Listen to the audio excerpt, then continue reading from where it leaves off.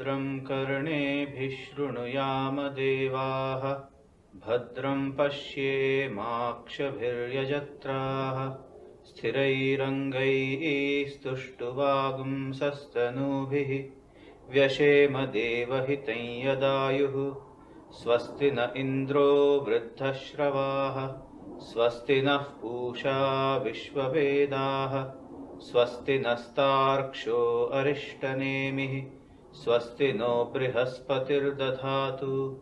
ॐ शान्तिः शान्तिः शान्तिः।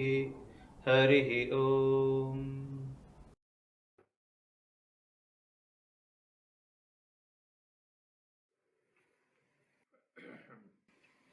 Dear friends, we are now coming to the conclusion of the study of the Mundaka Upanishad, and as you know, there are 3 Mundakas. And what is a Mundaka?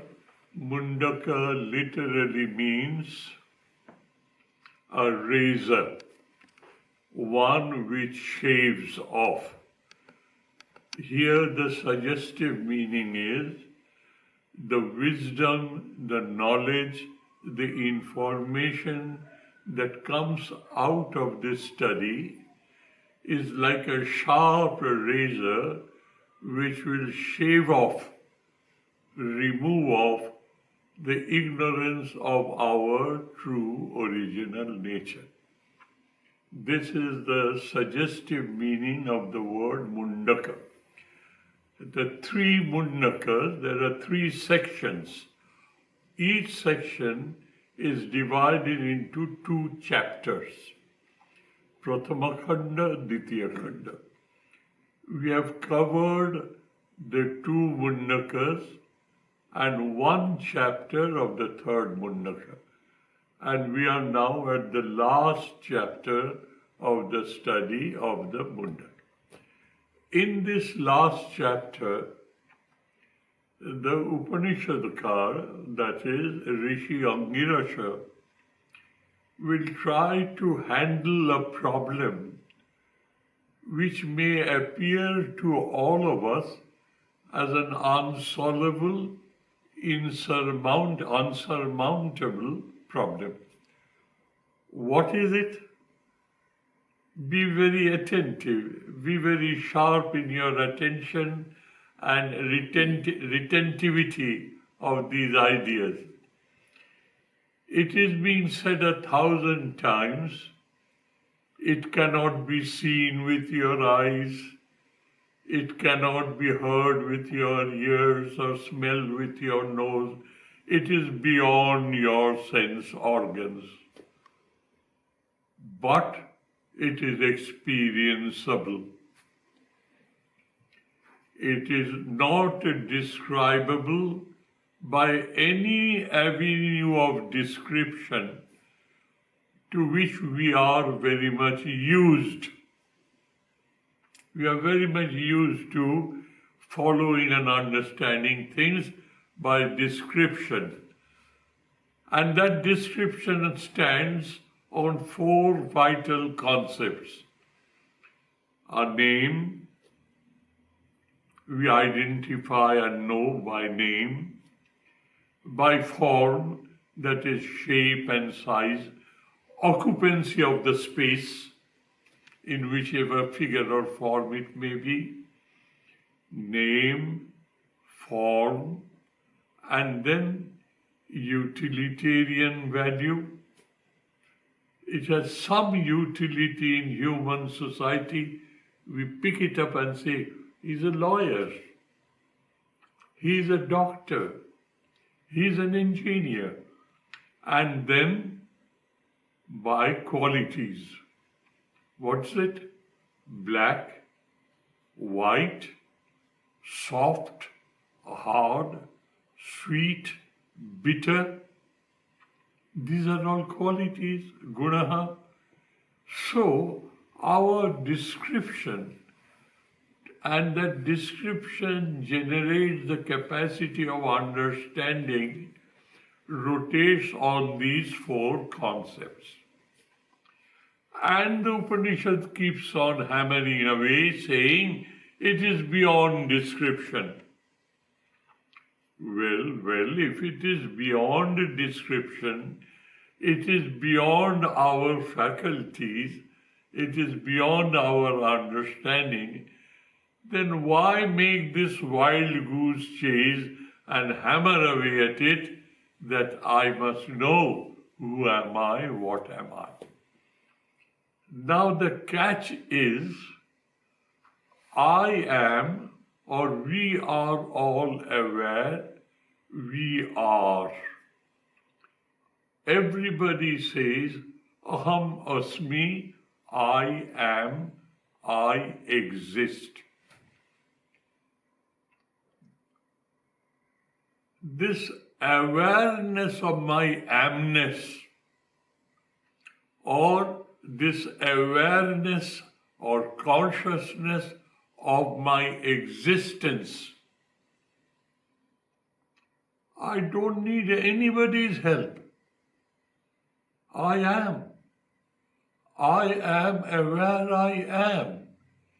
As I keep on telling you in a lighter mood, lighter vein, even God comes and tells me, if He comes and tells me, you don't exist,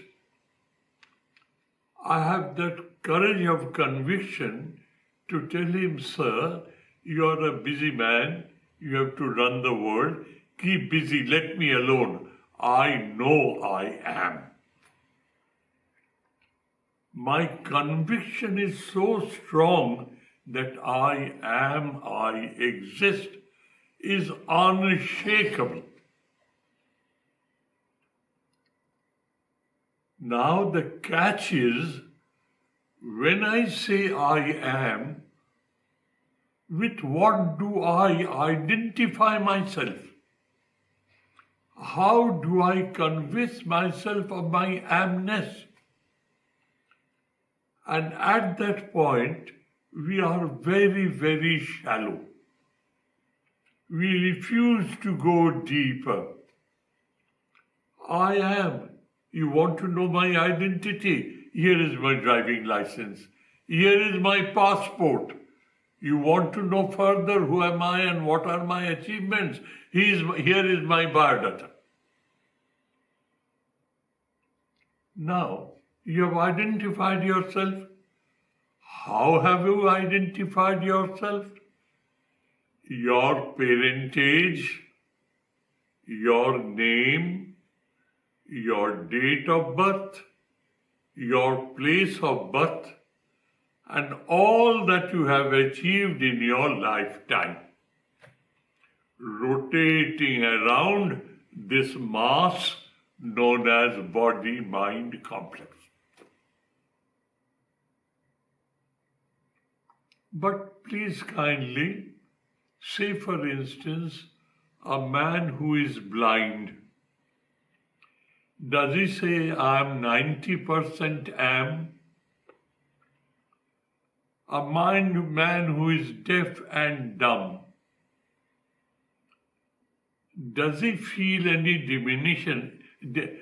diminished assessment of his being? I am 80% am. An amputated man, both his legs are amputated above the knee, do they say I am 60% am? They say I have a quality known as I am disabled. I am remains undisturbed. Coming back to the problem, Maharishi Angirasha is facing this problem. We are so steeped, so saturated with this type of awareness acquired through our five sense organs, acquired through our manovritti and buddhi, mana and buddhi, backed by my sense of awareness of my amness, asmita, amness. I carry on. But I am in reality not that. Some or other, I don't know when it started, but I am besieged of this concept that I am this body-mind concept, and this is what I am, and with the relationship with the body-mind, I interact with the world and I belong to the world. Whereas the Upanishad says, you are the pure Atman. When you look at it subjectively, within yourself, answer to this question, who am I? And when you know truly who are you, all the boundaries and parameters have disappeared. You become one with the cosmos, the spirit of the universe, the essence of the universe, and that has 1,001 names. Atman, Brahman, Sridharananda, Swarupan, soul, essence of the universe, the Spirit, the Holy Ghost, Allah, Khuda, Torah, 1,001 names. Now in this closing chapter, Angirasha takes this problem at hand and wants to give an answer to it in a thorough, logical, rational, robust, commonsensical manner.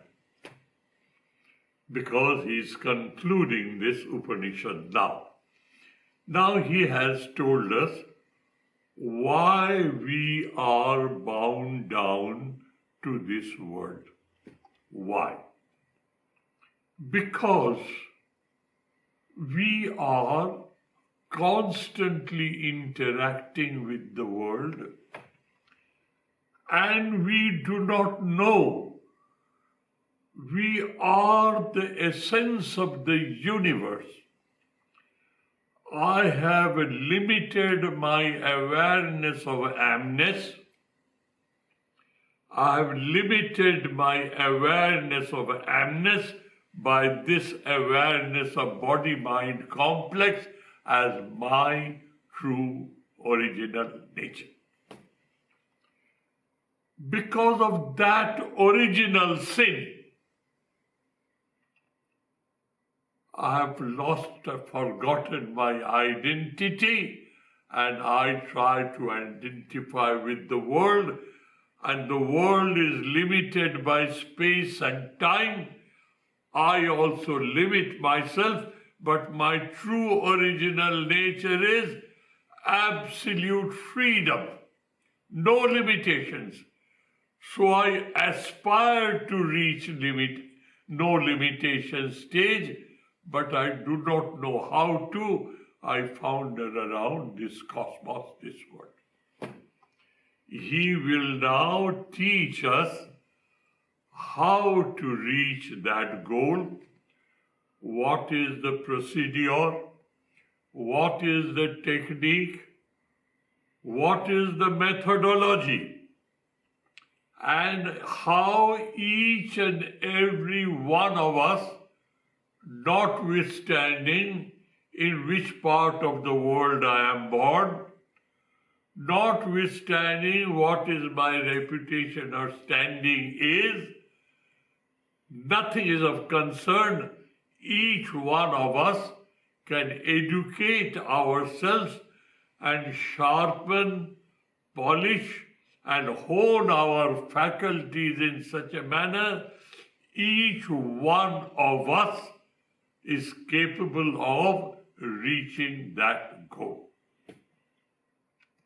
This is the subject matter of the last chapter of the Mundaka. We have studied the first two shlokas of the last chapter. The second shloka tells us how we make a mistake and the innate desire to know myself That desire is there, but we do not know what path to follow to reach that desire, to reach that goal, to fulfill that desire. We don't know that. So we take to different parts of the world, and I think my incompleteness, apurnata, my incompleteness will be completed by acquisition of worldly wisdom, worldly knowledge, and worldly wealth. He wants to disabuse us from that. He says, if you desire things of the world, that desire will compel you, that desire will motivate you to a particular type of activity which leads to fulfillment of your worldly desire. So you better be careful. What are you desiring? Desire the knowledge of your true original nature. Who am I? Kohamasmi. Who am I? What am I? This is what you want to do. If you can achieve that, paryapta kamasya kritatmanastu ihaiva sarve praniyanti kama. If you can achieve that goal, know thyself, experience who you are, what I am, not the body-mind complex, not the mind, not the buddhi, not the chitta, not the ahamkara. I am what I am. I am aware, I experience my existence, but I make a mistake and identify myself with what I am not. Atasmin tat buddhi. I identify myself with what I am not. This is what the last two lines of the second shloka says, that if you have just spread yourself out open and identify yourself with the cosmos, the whole world belongs to you. There's no room for worldly desire. The object that you have, it is under your possession, under your ownership. Do you desire to acquire that? You desire to retain the ownership. That desire is there. You don't want to miss it. But if you own the whole world, the whole cosmos is me and mine, you have no desire left. There's nothing to desire. You are the owner of the whole world. This is how the second shloka of the last chapter concludes. Let us move on to the third and the fourth shloka. Now, as I introduced to you,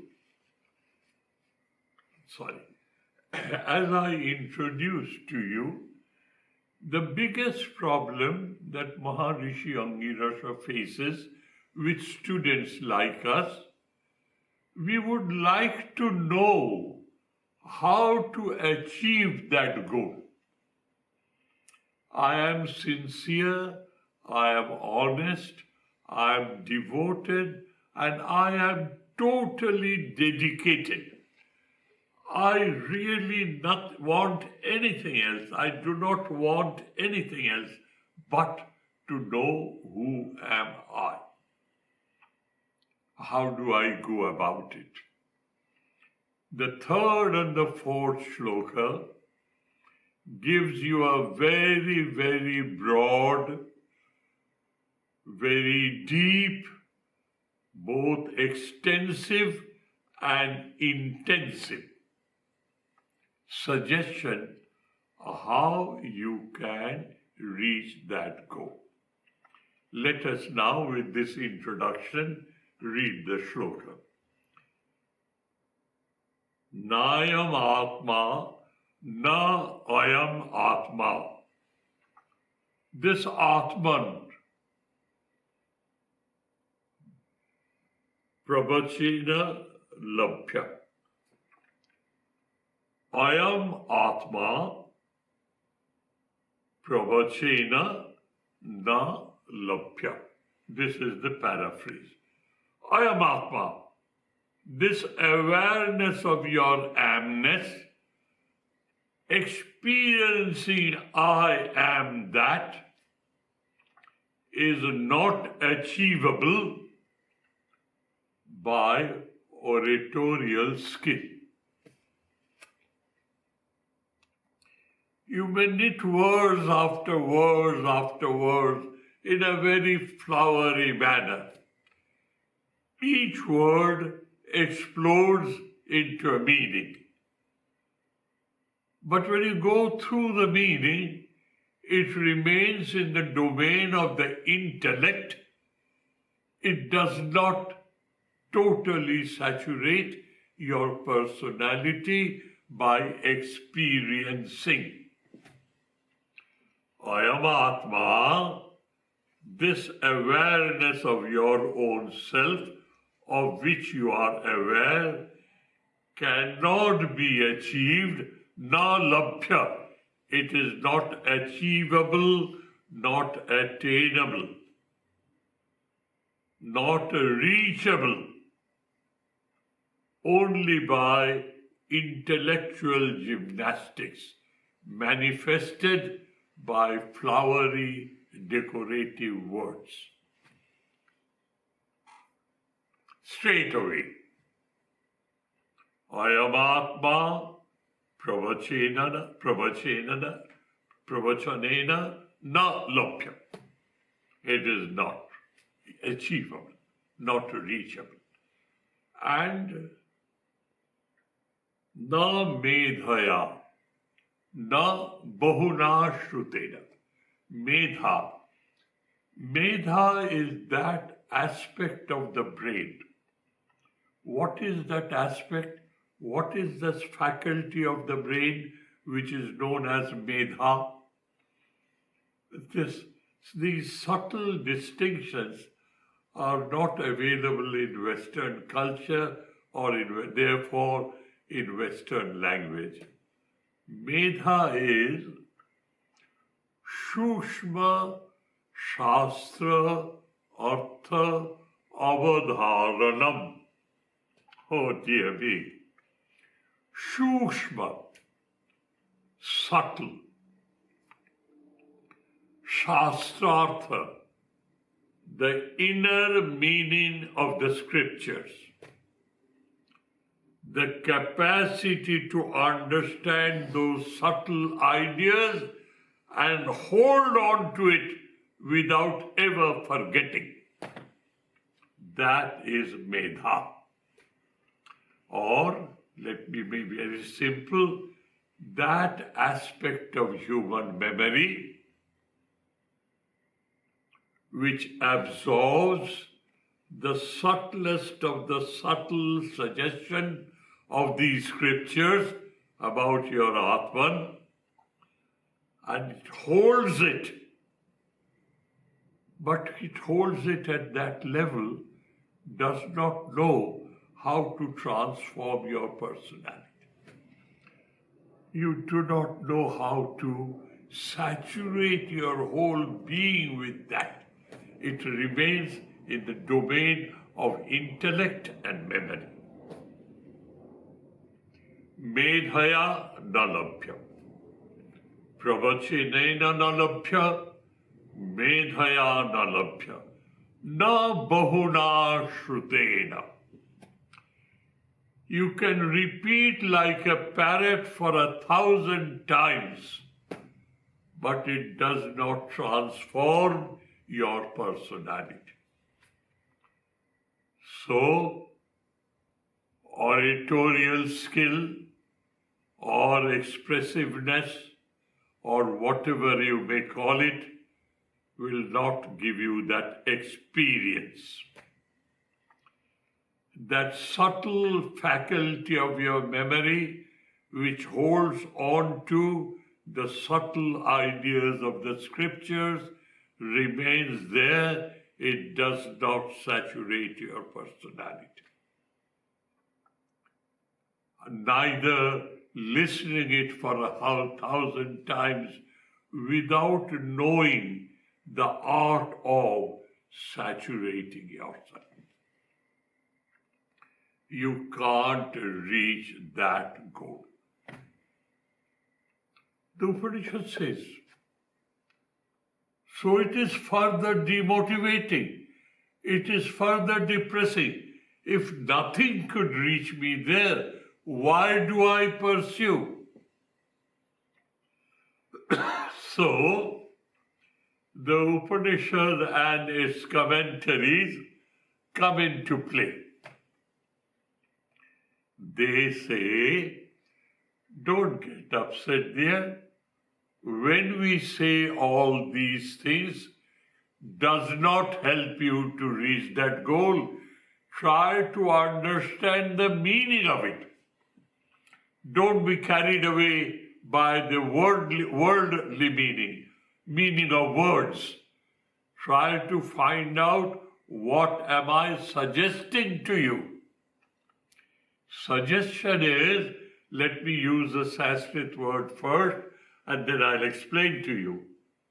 It is said that quantity of experience, that quantum of experience is not sadhana labdha. It cannot be produced. It is kripa labdha. It comes because the compassionate grace of Parama Ishvara, Parameshvara. But without demotivating you, you have to continue with your sadhana. But the end result is not a product of your effort. If it is a product of your effort, it cannot be eternal, cannot be nitya.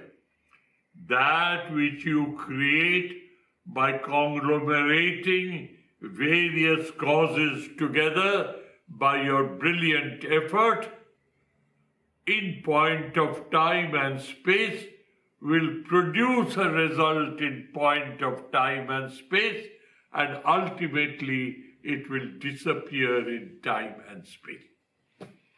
That's the law of the world. That is the axiomatic truth.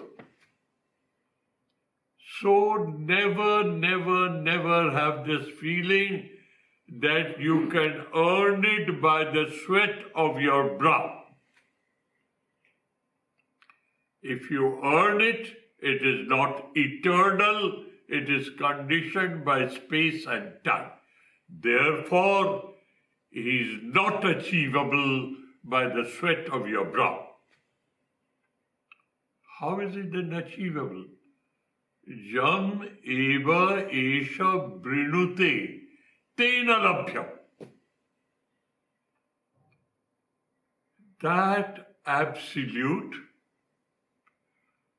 who is now conceived as Parama Ishvara, the Lord God of this universe, who is the ruler of his own creation, Maya. He is Maya Adhisha. He is the ruler of his own creation, Maya, under whose spell we are all ignorant. When he sees that your efforts are absolutely wholehearted and true. And out of his sheer compassion, he discloses his true nature and wipes away the ignorance from your understanding. Kripa Labdha. He is experienceable. How?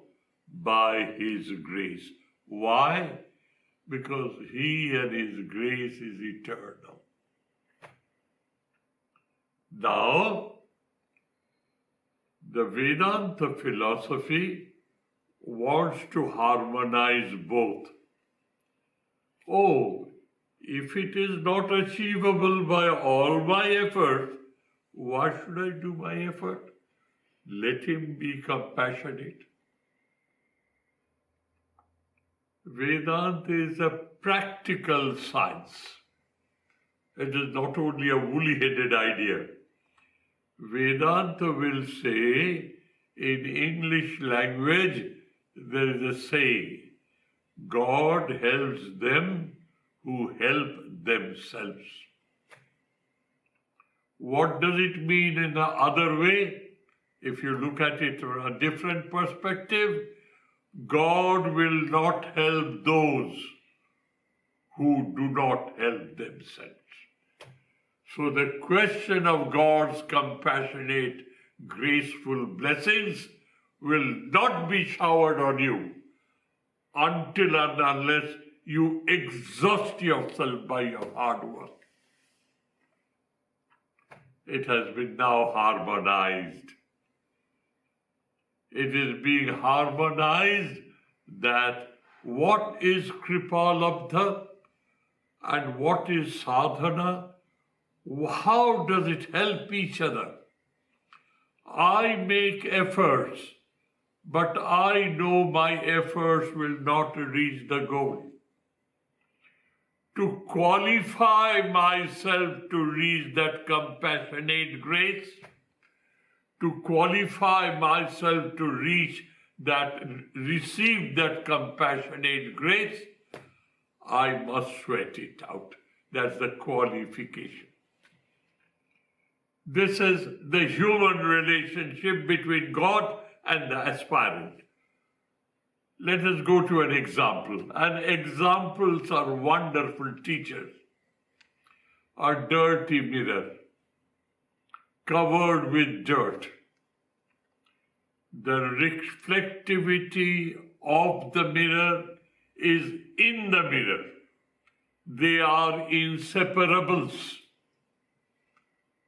Reflectivity of a mirror. But that reflectivity is totally covered by a thick coat of dirt. How do you rehabilitate that mirror? How do you restore that mirror? You make efforts to wipe out that covering known as dirt. You make all efforts.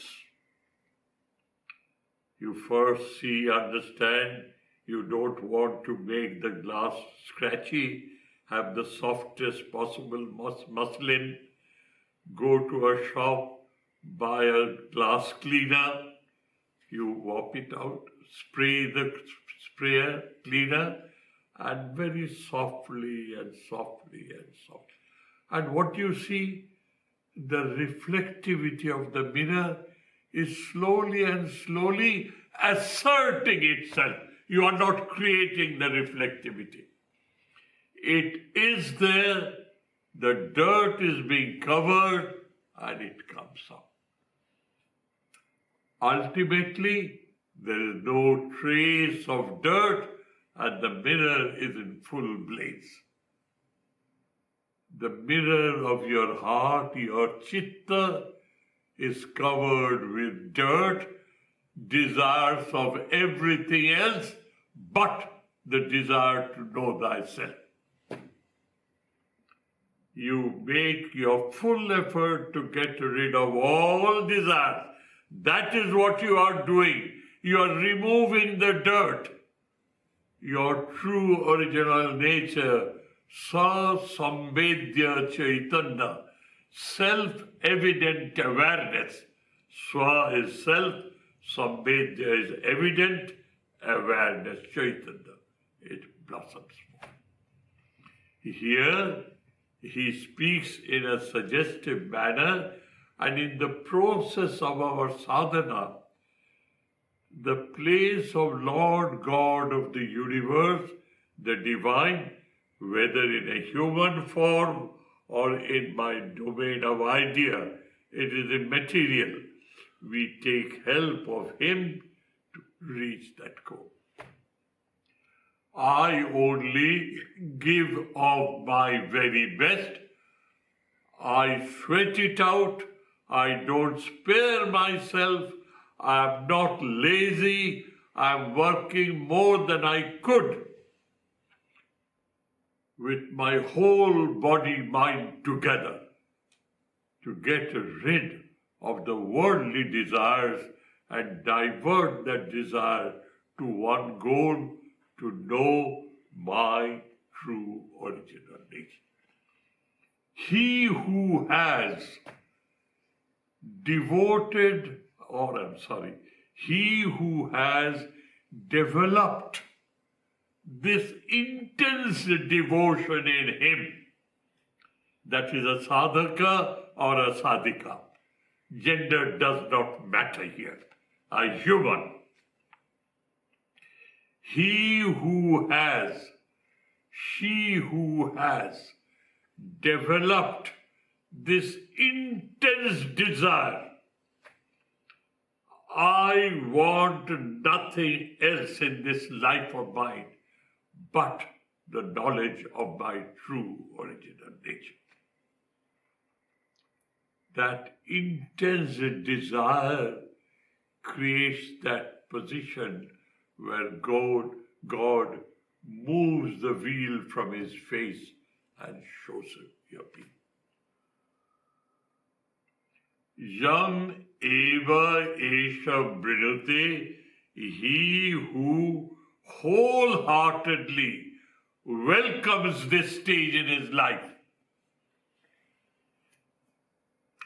Tasya isha atma vibhrute tanum sham. Jam eva esha brinute tena labhya. It is achievable by this. It is not achievable by pravachana. It is not achievable by medha. It is not achievable by bahuna shrutena. Nalabhya, nalabhya, nalabhya. But here, in this case, it is labhya. Labhya means you have cleared the dirt of that mirror by your own efforts, and therefore the reflectivity spontaneously blossoms forth. Your Atma is Sasamvedya Chaitanya. It is Nitya, everlasting, Buddha, that is consciousness, Shuddha, it is Priya. Nitya, Shuddha, Buddha, Mukta, free. That is what your true original nature is. It is within you, and you are not aware of it. You are such a forgetful person, and that forgetfulness is because your mind is distracted by millions of desires in you. You have no time to divert your energy and your capacity or your faculties into that. It will only happen when He, the Lord God of the universe, is satisfied with your efforts. So our responsibility in sadhaka life of a pursuer, is that we pay full attention to reveal my true original nature by wiping out with all the force at my command the willpower at my command, the avenues and faculties under my command. I remove all that and wipe the mirror clean. And the mirror will blossom forth. Jam eva esha brinute tena labhya tasya esha atma bibrinute swam tanum sham. He manifests himself to the seeker with his magnificent effulgence. In one shloka, in 4 lines, he has covered up volumes of commentaries written about it, that he is not achievable, attainable, reachable by worldly efforts. Efforts directed to worldly achievements. When I say worldly efforts, it means efforts directed towards worldly achievements. It's not, but he is achievable when the total energy is concentrated towards that. So let me read the shloka once again so that the ideas go home. What is it? Ayam atma balahinena nalabhya. The experiencing of your true original nature, pravachanena nalabhya. The next shloka is another, the same. Balahinena nalabhya. Without willpower, you don't get it. I'll come to that next time. Let us concentrate on this. This is extremely important. Ayam atma pravachanena na labhya. As simple as that. It is not achievable, attainable, experienceable by this methodology. Methodology pertaining to this world, which is a creation of Maya. We are Maya Adhina. We are not Maya Adhisha, but the hold of Maya has lost on me. Maya is, but it has no hold on me. Jivana Mukta Purusha. That is the second stage. Third stage is Maya Atita, Maya Adhish. That is what it is. Maya Adhina, Maya Mukta, Maya Adhisha, Maya Atit. Nirvikalpa Samadhi, where Maya does not exist. These are the 4 stages. How can one who is Maya Adhina like all of us, how can one become Maya Mukta? This is what is being said. You need the help of Maya Adhisha to bless you to become Maya Mukta. Is as simple as that. Whomsoever he accepts by his compassionate blessings, recognizing his hard work, tapasya, recognizing his hard work, he accepts the effort that you have made and he opens the door to have a vision of that reality. Yam eva esha brinute tena labhya. How it is labhya? Tasya isha atma bibrinute tanum sham. He manifests himself to you in his true original nature or form. Whether it is a form of an avatar in history, or a concept of God and goddesses in Purana mythology is another different ballgame. But why don't we concern ourselves to worldly things? That is why God occasionally decides to be born again as Maya Adhisha. He comes in the world of Maya, assumes a body, behaves like a human, but never ever forgetting his or her true original nature, to set an example to us.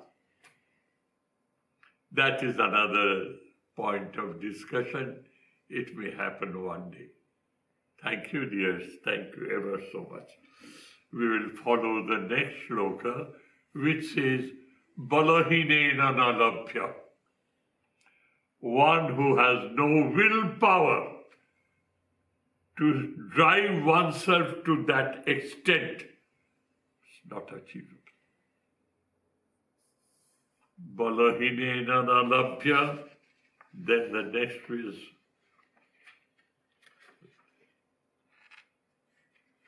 Pramadat napi tapasa bhapyalinga. Tapasa without a proper direction.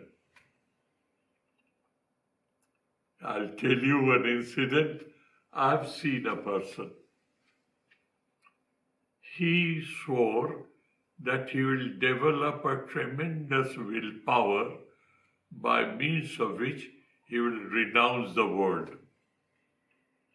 He was told, if you stand on one leg with hands folded on your chest and gazing at the sun without blinking, that is a matter of willpower.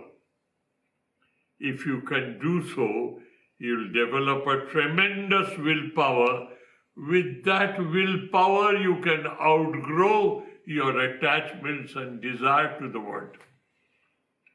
So he started the first step, and in the process he forgot his goal.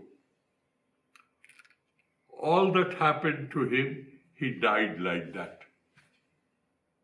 He had developed that willpower, but he has forgotten why he started this alingat tapasa, a torture of your own self to develop your willpower, forgetting why you are doing so. Pramada. So I'll come to that in the next talk. Enough for today. Ayam Atma pravachanena nalabhya. Ayam Atma medhaya nalabhya. Ayam Atma bahuna shrutena nalabhya. How then it is achievable? Yam eva esha brinute. Tena labhya. That wholehearted do and die effort, as if life means nothing to him without this knowledge. That is the attitude which is required. And this attitude has been expressed in Sri Ramakrishna's life. His first realization, his first spiritual experience, how did it happen? He was told through hearing, through enough of music. In Bengal, Kali Kirtana, the name and the praise of sung in the name of Mother Kali, the Divine Mother of the universe, is absolutely profuse, immeasurable. He has listened to them, he has heard them, he had a guru who inspired him, but nothing was happening. He was trying his level best, very level best. It was not happening.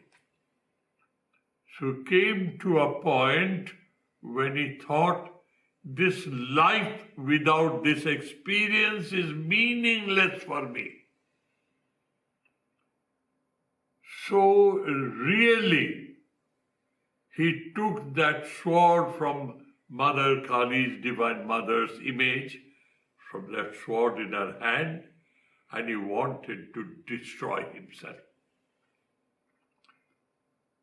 To what extent he has gone? The life is meaningless to me. It's not worth living without having the blessed vision of my Divine Mother, whom he was worshipping.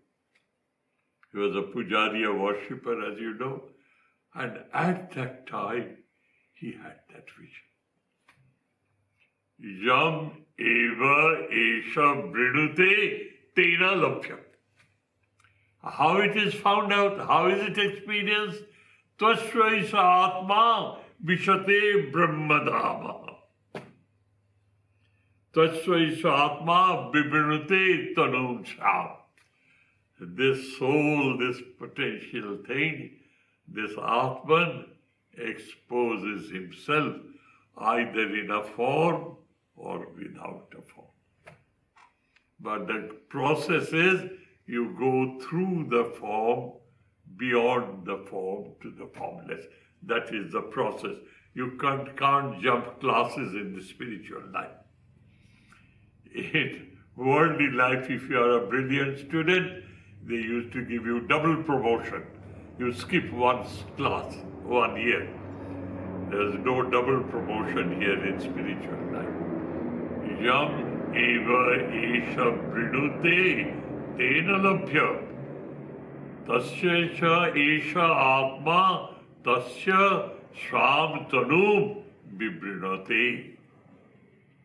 He manifests himself in totality to him.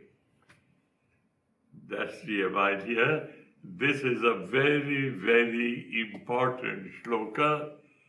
It encompasses the whole gamut of sadhana and what is the concept of siddhi, success. And success is not a product created by your efforts. If it is created by your efforts, it will not be nitya. It will not be eternal. But this is eternal. So what happens? Your energy, to be precise, your energy is being utilized to remove the dirt. Your effort is being utilized, it is producing a cause. The cause is producing as an effect. Your effort is producing the effect of cleansing your mirror of heart. That is what it is. The rest is self-evident. It happens because that is its true original nature. You come to know your true original nature. Oh, it's wonderful. It's just wonderful. Thank you, dears. Thank you ever so much. Om Shanti Shanti Shanti Harihi Om Tat Sat Shri Ramakrishna Arpanamastu.